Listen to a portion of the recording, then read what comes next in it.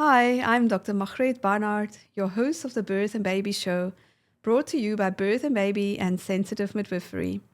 We empower moms, midwives, and birth workers to have the best birthing and parenting experience through natural, physiological, and intuitive care, resulting in birth and baby advice you can trust. Pregnancy is a time of great change and excitement, but it can also be a time of uncertainty. The Birth and Baby Essential Antenatal course will help you journey through your pregnancy better by arming you with the information you need to make informed choices about your health and well-being, so you can have a healthy pregnancy experience. Click the link in the show notes or visit www.birthandbaby.co.za/pregnancy to find out more about this invaluable course. And hey, if you're enjoying the content, remember to share this with a fellow mommy or friend. Welcome in the studio, Lilo. It's so good to have you with me today. Finally, we made it. I know midwives are very, very busy people and their schedules are unpredictable. But we made it. You are here. Lilo, I'm so glad that you get time to talk to me. So tell us a little bit more about yourself. Oh, it's good to be here, finally. It's been quite a while.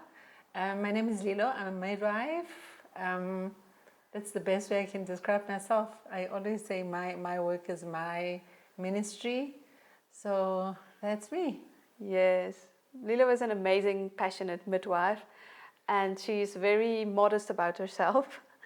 But I know she's the real deal. That's why I asked her to come in, because we're going to be talking about a very important topic that is something that Lilo embodies, and that's to really help new couples, mothers, to make informed choices about their birth and to be well empowered and educated. And we're also going to talk a little bit on how that ties into the Caesarean Section Awareness Month. But before we go there, let's just start with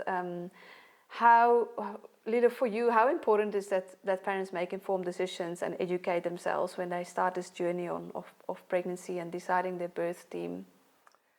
Oh, it is very important that the moms educate themselves about the journey. But I think most of the time, moms focus a lot on everything going right and everything going according to plan and everything becoming beautiful and all that. So it is very important to prepare. But as moms and dads prepare, I feel like it's the best thing to do to look at all options, so that should there be a need of a detour in the plan, you are not flustered and you're not destabilized, because I think that's what most of the time destabilizes moms. Yes, that's so true. When you have your set path and things go different than you have anticipated. But even before we have our plans, I can imagine it. A new pregnant mom and her partner can be quite clueless. Yeah. So how do we get to journey with them to help them to make the right decisions or to even think in the right way about this journey? Most of the time I found that moms, especially who are pregnant for the first time, even those who have done it before, they walk into the journey with lots of armor, and most of the time it's from unreliable sources.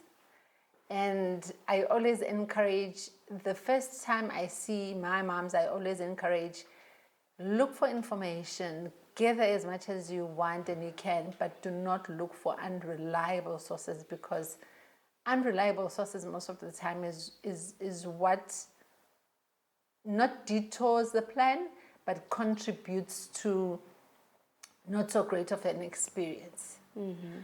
For instance, it's very important to get a caregiver that will actually walk you through the whole journey, speak to you about the expectations, more than the expectations, how the journey is going to go, what is in the journey itself, and who do you see in the journey, and what could help you get to where you want to get in terms of your pregnancy, your labor, or your birth, with ease, with less fear, with confidence most of the time, because I feel like most people are scared of pain.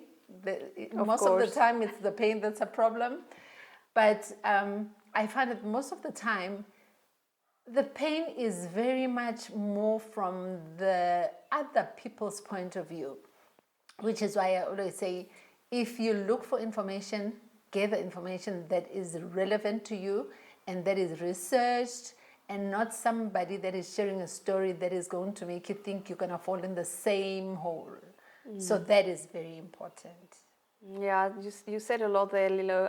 It is so important, and I can just imagine the overwhelm. And I mean, there are so many messages that come to you, and we're so used to scrolling and finding easy little information.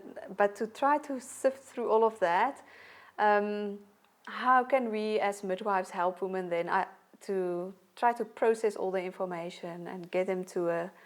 Do you do antenatal classes, for example? I do classes, but I don't call them antenatal classes for a reason. I feel like there's so much information out there regarding preparation for labor, but there's nothing really much about what happens from the time you actually fall into labor. So my sessions are more based on, okay, we've started contracting, then what from here? Because most of the time it starts from first class in seeing your midwife or caregiver, what to eat, what not to eat, what to exercise with, what not to eat, how to sleep and how not to sleep, all those things. But when the point where we actually are in the event, then people have a little bit less clues onto that, which leads to them thinking, I've done the cat cow, I've taken raspberry leaf tea, I've taken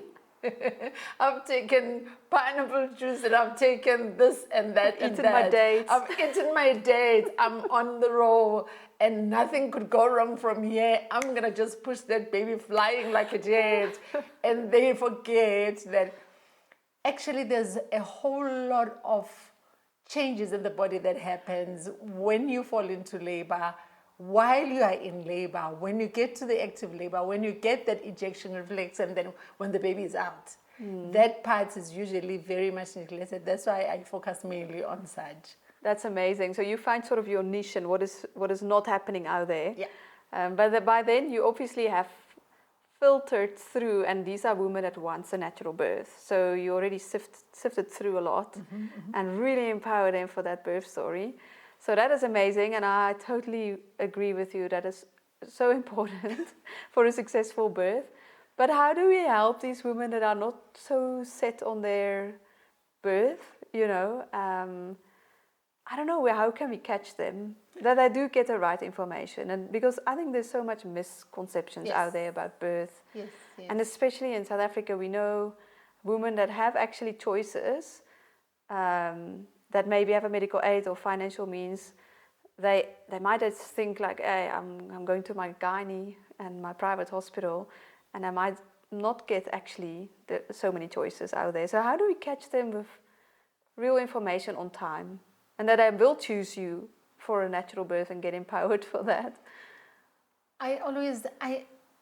I'm wired very differently. I don't know, but I always look at this in a point of Christian values and Christian looking at things, because I always say it is so amazing. As Christians, we are so for Jesus, for God, for Him drawing my path and guiding me and everything. But when it comes to pregnancy, labor and birthing, I think we just take that coat off and we feel like, I can do this. Like we forget that behind the human being that we are and the human being that we're carrying, there's this force that drives the whole process. So for me, it's usually based on that kind of teaching, to say, as much as you're carrying this baby, as much as we're here right now, just never forget the fact that there is God in all this, and He chose your womb for a reason. Oh, that's beautiful. And the reason why He chose the womb may not actually be the reason why you wanted the baby. Wow. So for me, it is always very important to teach the moms to surrender it back to him, and always remember the life that we have continues to grow and rotate and go back and come up, and that's actually what pregnancy is about. Once you've caught the egg, the womb grows inside, the egg grows inside your womb. And I say this all the time, it sounds so cliched. If you think about it, you lift no finger. Absolutely true. You lift no finger. You let him take on the process. And if you can do that until the end. And I always say, remember, there is medical interventions for a reason. And there's a reason why he created this health system to be like this, to say, when things don't go the way that we have planned for them to go, there is always a point where you can tap on somebody's shoulder and change the plan for the betterment of the outcome at the end. So that's how I go on and teach. That's amazing, and that's sort of your view, your midwife worldview. So it's like you're gifted with this pregnancy, and your body's amazing, and this is the path we're taking. There shouldn't actually be another option, right? Yes. This is just how This is how he made that's it the passageway. Yes. Yeah. That's the passageway. I totally love that, and it shouldn't be like there's how many options there aren't actually. They are not. I think we just need I think the issue for me starts where people have certain options for their own reasons, and that's very okay. But if you have option 1, 2, and 3, you are at a very wide range of deciding either this or that or the other. If you have this one option and this is one option, and you know this is what you're gonna go with, usually you sync your mind in such a way that you believe that this is the only way. The only other way is when there is an emergency. When I've done what I can, everybody has done what they can, God has done his part, and he just decided, listen, this one, not this way. And once that happens like that, there's nothing much you can do about it. But if you're prepared and you're educated about the whole process, you will be at a point of making the best decision for your pregnancy, for your labor, for your birth, and after that. So you take a woman on that journey with them if they come to you for service, and you give them that mindset. Yes. And does it work? I actually think it works because I have had very few. Listen, when things go left, it is very common for people to get a shock and resist and fight it off. That's a human factor. But I have found that after speaking about this and empowering the moms about this, there is very little resistance towards interventions that are life-saving.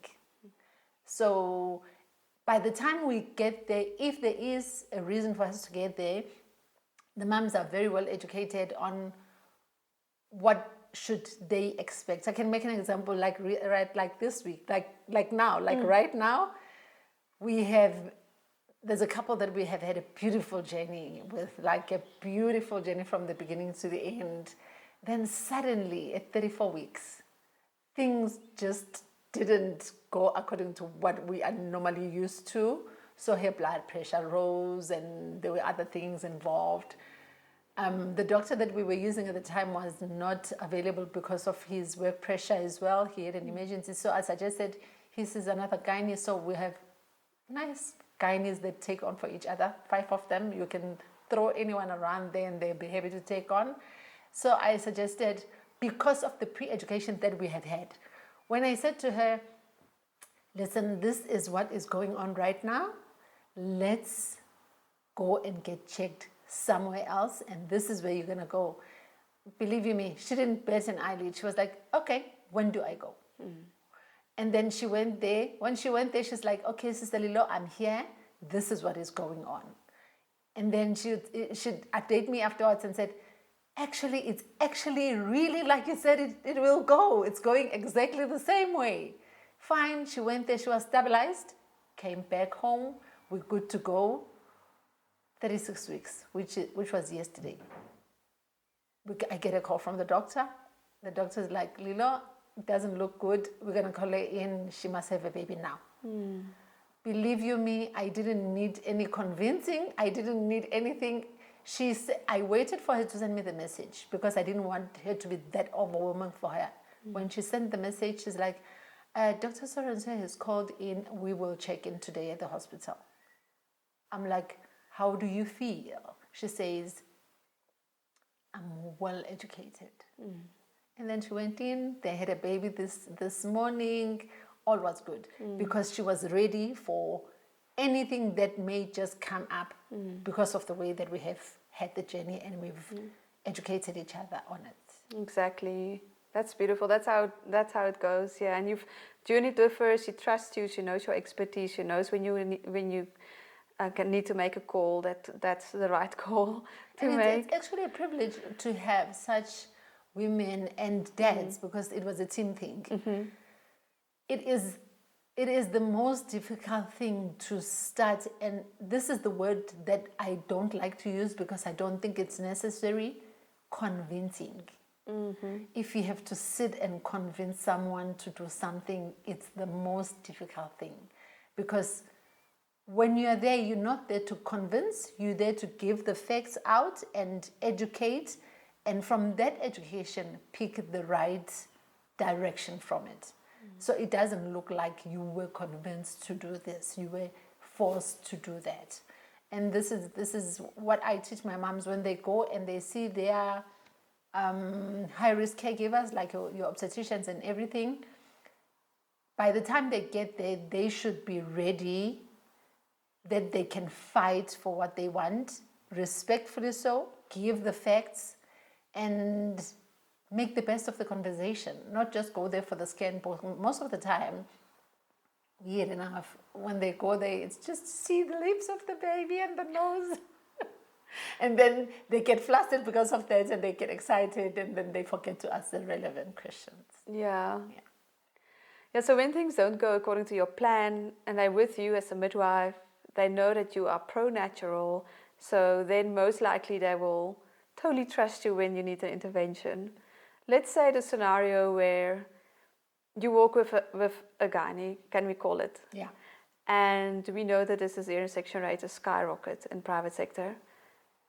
And he's starting to call things. That is a different story then. Yeah. And I think that is where we maybe see women being, defensive or need convincing, etc. Right? That's what So, and that is where the cesarean section awareness comes from, I think, that we don't want to have unnecessary Caesars. So ideally, it would be that everyone has the same worldview that you just described and just start this journey with this is going to be a natural birth, everything is going to be well, pregnancy is not a sickness, and we let nature do its thing. And only when we see nature needs some help or, hey, there are things, blood pressures, and we're not all that healthy, unfortunately. Yes. We need medical help for that reason. That is how it should be. So I think if we can encourage mummies, it's just to start off the route that way and not start off with a medical starting point. I think, and for that question, it's very important because if you start the journey with the root of my body is actually able to do this, until something has been seen and proven that it actually will not be able to, and at that time it will need a bit of assistance, but not where it just comes out of nowhere and there's reasons that are not understandable, that don't make sense. That is where it is important for the moms to be actually educated about asking the right questions. Just a small example. If the doctor says to you at, say, 28 weeks, your baby is too small, we may just need to have a scissor because the baby is not growing. If you are well educated, you will know to ask, what is the danger right now of waiting until 36 weeks and see what's happening? Can I come in every week for an assessment maybe just to make sure that everything is fine? What if we don't act right away? What is it that I can do to help the situation? Is there something I can drink? Is there exercises I can do? Do we really have to go for C-section at 36 weeks right now?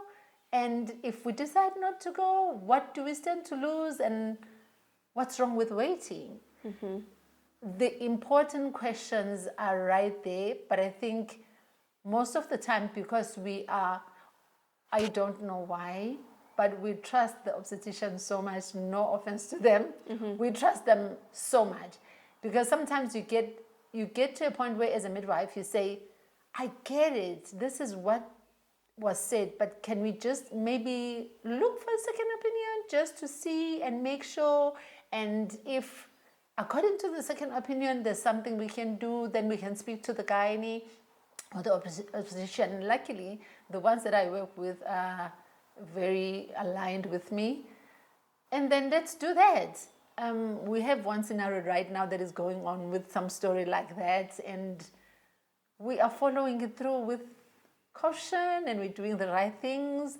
But when we've done all we have done and we know for sure that this is not the route right now, however we've chosen it, this is where my part comes as an education specialist as well, to say, okay, this is what we've observed, this is what we've done, we've looked through this, we've checked through that, maybe let's just get ready for the inevitable right now. And it gets into the mind of a mom gently, than being robust and scary and putting a knife on their throat and saying it should happen now, don't ask my questions, if you don't come back you can't come back again. So it really helps in that way, easing the information. There's a way to go about it. There's a way to go about for it. sure. Yeah. So let's say that the Caesar is necessary, and you had a mom that was so set on her natural birth, and the Caesar happens. It can be very disappointing. Yes, it can. It can be like very disappointing. Afterwards, I think women had to process, have been preparing themselves so well, and then the Caesar needed to happen. How do you prepare moms for that? Most of the time it's actually really very hard to prepare them for that, especially if they get the news now and they have to act now. There's no time for processing anything. Reassurance, I found it to be very important, because most of the time moms usually go into a mode of saying, did I do something wrong? Did I not eat right? Did I break the rules? Could I have done better? Things like that. So reassurance in the matter of saying, listen, this is not your fault. It's not your fault at all. There was nothing you could have done about this. If there was something we could have done about it, it could have been done a long time ago. But everything that you've done, you've carried yourself throughout this process with understanding. Now it just happens to change direction. You cannot blame yourself for that. I always make reference to another thing that we forget to think about in terms of pregnancy, labor, and birth. I always say, you know what? In our minds, as human beings, we know one day we will die. Just like the pregnancy, we know one day the baby will come out. But if you think about it, you don't know the time this baby will come out. You don't know the place this baby will come out. You don't know who you will be, what circumstances will be there. And I always put it against death and I say, you don't know when it's going to happen. You don't know who will be there. You will be with your Jesus or your God or whoever you believe in at that moment, and that's one thing for sure. And that is actually how I instill some hope in these people to say, you've done what you could have done. You've handled the situation the way you've handled it. But right now it seems like the most important thing is to get the baby out through other means because of the emergency that we've got. Hand it back over to the Maker. Hand it back over to God, because deep down he actually had a plan before you had a plan. So usually that really reassures them and they feel better about it. Though after the process, it is questions that put them back into distress. Could I have looked for a second opinion and a third and a fourth? Is this what is actually supposed to happen? Was this supposed to happen? But being there with them in the process helps to say, okay, because usually sometimes we do find the problem. And if you come to them and say, listen, this was the issue. Actually, this was not going to be able to happen anyway because of this problem. How do you feel about this whole thing now? And the mindset changes altogether because they understand the reasoning behind the whole process. That really anchors it then. Yeah. It helps. It really, really helps them. It helps them because they have this thing of not forgiving themselves. It's always like, I can't forgive myself. I failed my baby. I failed my body. And I always say this, there is no way you can fail the baby because you always want what's best for them. And you cannot fail your body because your body actually is your driver. It's not the other way around. Yes. So if you get that thinking right, you will understand that actually I've done what I could have done. There was nothing more I could do. And we ended up here because we really need to end up here. And that's the best way I can explain it to them, to calm them down and say, we can try next time. Yeah. And it's important that you talk it through with them and that I get space to have their questions. Yes. Not just like, Yes, this is it helps to get them to almost like debrief, especially also with the dads. Yes. We find that most of the time we leave the dads out of it, but they are because they watch these things from the sidelines most of the time, they're more observant of the things. With the woman, you just hear you chatting like this, you're enjoying the process.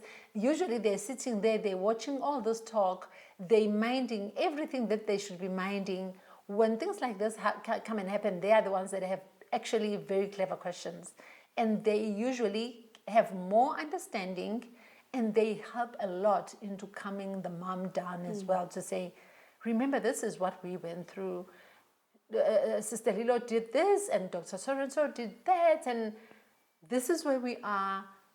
You didn't do anything wrong. According to me, you've done everything correct. This is just one of those unfortunate incidents where we had to get some help and nothing more. Yeah, he's maybe got a more objective view. Yes, Yeah, yes, that's because good. when he's sitting outside of us chatting like this, he gets the understanding of the gist of the story and the education.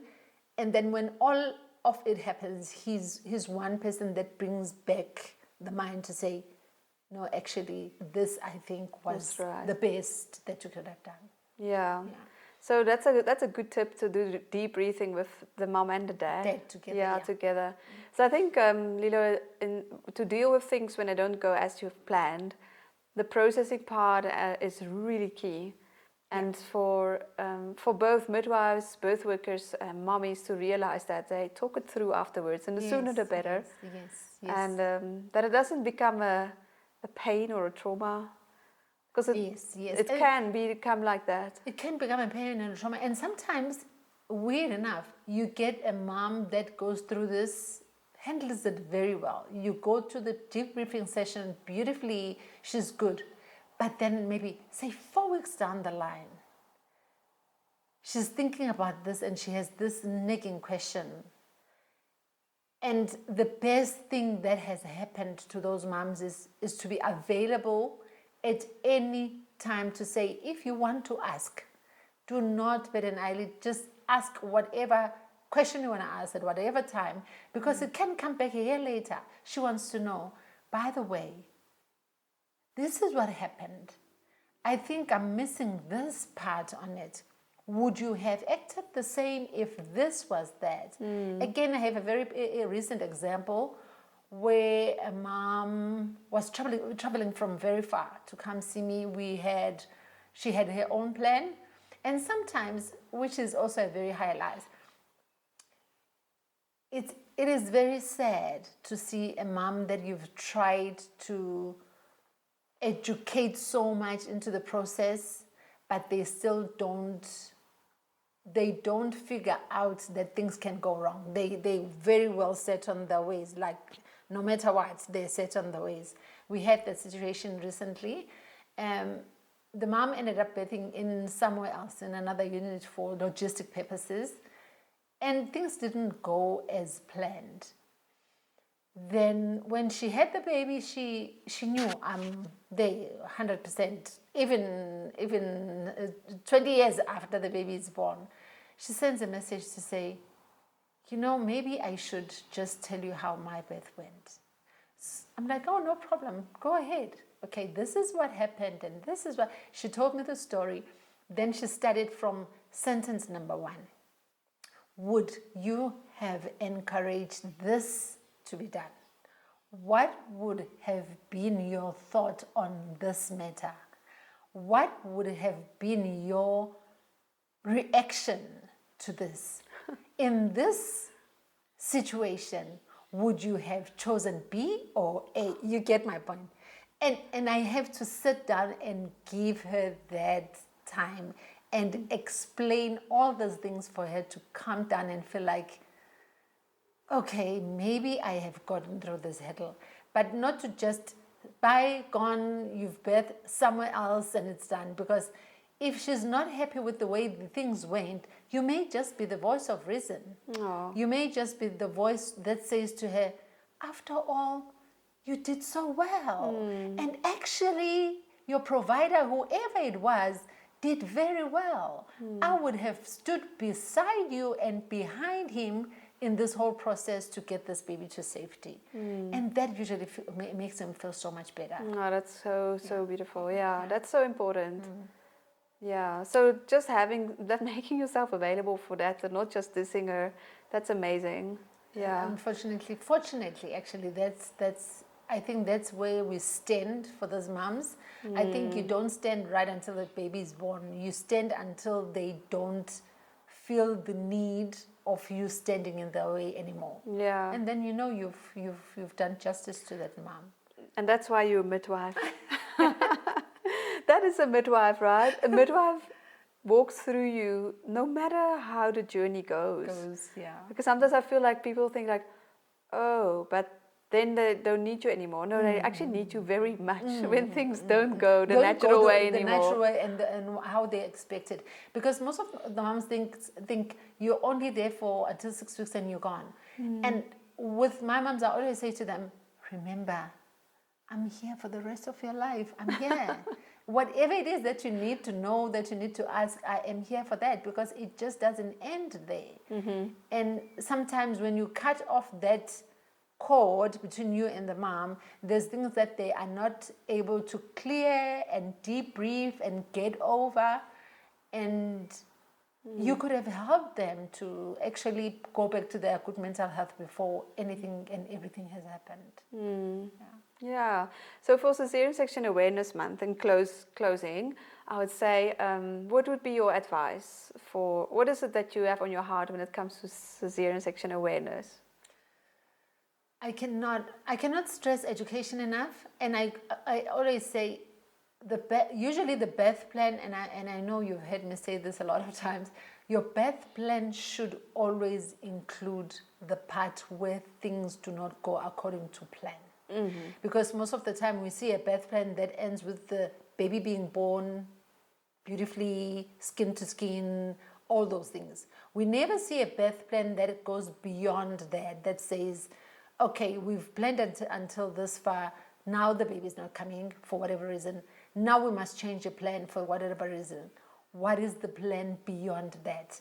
If you plan for that part of the pregnancy, you are well into your good mental health, because you would have been ready for anything that happens afterwards, regardless of the outcome. So it is for me, it's very important for moms to make a plan that doesn't just end with the vaginal birth, but goes further than that and also encompasses medical interventions whenever they're needed. Because a very easy example is to say, in your birth plan, you planned not to have pain medication. beautiful, nice. I'm one of the persons who don't offer pain medication. I don't offer it. I always say to moms, it's there if you want it. It's yours if you ask for it, but I don't offer it. Okay. But it happens that when they're in there, they will be like, I want something for pain. So because I understand the state of mind that they're in at that moment because of the pain, I let that contraction pass first, and then I say, okay, how are you feeling right now? I'm feeling good. Great. Do you still want something for pain? Because at that time, their mind is clear. They're not under stress of having a pain. If the answer is yes in that moment, then they really need something for pain. And that was not in the birth plan. Yeah. So it's small little things like that Yes. that make a very big difference. Yeah, and that's where you need to guide them, I suppose. Yeah. Yes. And having the cesarean section aspect in your birth plan, that also means that you have really worked through your backup plan, because birth can only be complete if we have safe backup in place. Yes. Yeah, especially when we work as midwives, we know that's how it works. Yes. And women need to know that and prepare for that as well. Yeah. And think it through, because I think in our environment where backup is sometimes shaky, especially if you maybe have a government hospital as backup, or you have to go there in your mind. You can't just think like, I'm going to go the midwife route to Yes. bypass a government hospital. Yes. It's not like that. So you have to go there in your mind. What would it look like if I need an intervention? It's important. It's very important to look at like, okay, if I need an intervention, what do I look like? Because some of the moms can very much afford to pay for such things, but some can't. And when moms come to you as a private practitioner, there's always hope that things will go according to plan. Why? Because I cannot afford to pay for the extras. So this is where, as a practitioner, as a caregiver, you educate them in those reasons. And it is important for both you, the mom, and the dad, to encourage, especially if you know and they know that their plan is based on finances, encourage them to go to a public facility. And encourage them and tell them that it is not that bad. It is not always bad. And encourage them that if you go through the public facility, the only snag in the public facility, you're going to wait longer because people are more. There's more people that need this kind of care. Believe you me, if you go there and you teach them to go in and visit, make a booking there, see how things go. Listen to their health education because they have health education slots. Take the health education that they give the moms in a group. Compare it to the health education that you're going to get as an individual. When and if something happens and they need to go there, they will feel less anxious about it. And it is also up to us as practitioners to work hand in hand, to pull each other in. And sometimes it is sad that we get to see practitioners bash each other in front of the clients, which makes the moms very scared as well. So I think if we give the moms the education that says, you're going to get the best care. The problem is that you will just wait a little bit longer because it's not like one-on-one, and these are the issues that you may be faced with. You may not have your partner there. It's very sad, but if you look at the logistics, there's 25 moms in open beds, and if one comes with their husband and the other comes with their husband, there's going to be lack of what do you call space? Yeah. There's lack of space, and nobody's husband wants to see another wife's whatever. No privacy. Privacy. So when you educate them in that way, they are able to say, they actually understand it. Yeah. And when they go there ready. Yes, they've gone there in their mind. They've gone there. You may not have a doula. Sometimes you may have. You may be allowed to do this. I don't like to use the word allowed again as well. You may have an opportunity to do this. You may not. But if you don't get this opportunity, do this instead. And then they know that they have options. It makes it so much better. Yes. Oh, Lilo, your heart is so good and beautiful. I wish every woman have access to a midwife like you.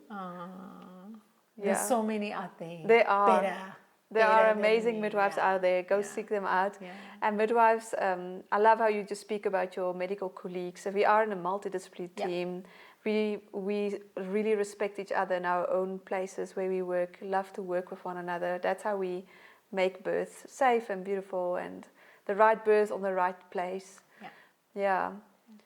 It's very important. And another thing, this is one thing that usually digs deep in my heart, because as moms, we've got issues. We've got health issues. We've got certain things. I think this is what I said to one of the moms. Sometimes moms dig their own grave. They think they're doing it for the right reasons, but it turns against them at the end. It is very important to be honest about your medical history. It is very important because a small little detail that a mom does not disclose can change the trajectory of their birth. It is very important. You may like to birth with me. You may like me so much that you actually want to birth with me, but if there is one thing that you do not disclose, that may cause me to say, listen, it's a beautiful journey, but because of this one little thing, you need to be seen by somebody else other than me. It is very important. Oh, I'm glad you're pointing that one out, because that's very important. It is very That's a very important aspect. Don't try to hide things. Try to have your natural birth, and because you're trying to hide certain things, and then at the end of the day, things don't go well. But it could have been prevented. And it could have been handled in the most safest way. So my advice to moms, no matter how small it is, do not hide it. It's very important. That's good. That's a good way to bring this one to a close. We've said so much today. Thank you, Lilo, for sharing your heart and your philosophy. I think for people that don't really know midwifery, they had a good look into it, what it's like. And hopefully we will have good awareness out there that moms are prepared for necessary interventions, and also to adopt the right philosophy, to start off with, hey, we can do this in a natural way, and go that path. Yeah. All the best of your work. Keep it up. Thank you so much. I hope I was helpful, and I hope moms out there make the right decision for your birth. It is not a miracle, but it's a miracle in the same space. Make the right decisions for your pregnancies, your labor, and your births. And birthing is beautiful. It is beautiful. No matter how it turns out, it's still beautiful. It really is. Yeah. Thank you so much. If you enjoyed this episode, please share it with a friend who would benefit, and remember to subscribe so you never miss a new release. If you're watching on YouTube, hit that bell icon for notifications. And if you're listening on your favorite podcast app, please leave us a rating or review. It truly helps us reach more people. We'd love to stay in touch and keep you equipped with our latest resources. Midwives and birth workers, head over to sensitivemidwifery.co.za/free gift for your special resource. For moms, visit birthandbaby.co.za/free gift for more training and support. You can find both of these links in the show notes or description below. Thank you for being part of this community. And remember, you are making a big difference because you are shaping the future of humankind. Thanks for joining us, and I look forward to journeying with you.